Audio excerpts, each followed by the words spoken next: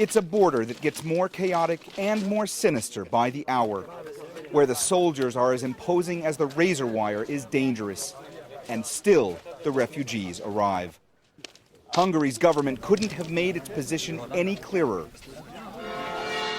But in a church just minutes away, one Sunday sermon sends a very different message. Here, a flock is being urged to open their hearts and homes to refugees. What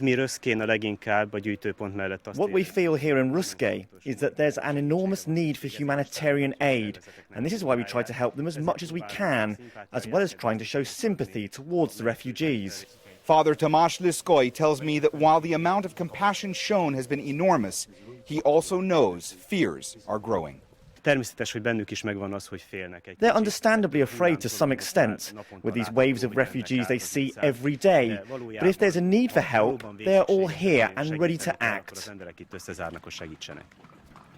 The sentiment may sound simple, but the issue is anything but. In taking this stance, Father Tomasz isn't just defying his government, he's also defying local church leadership. Hungary's cardinal had said the church cannot take in refugees, as that would constitute human trafficking. Even members of the church are conflicted. For Hungarians here to live together with these many people who are coming.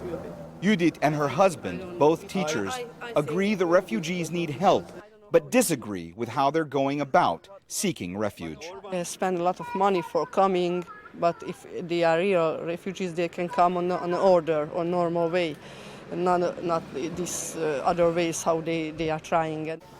Outside the church are other reminders to be charitable to the refugees.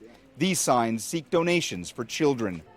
Father Tomasz's faith may be strong, but that doesn't lessen his concern over how the crisis is being handled. It's hard to see how this will end or what the solution will be, because we see no guidance from the government as to what a wise solution would be.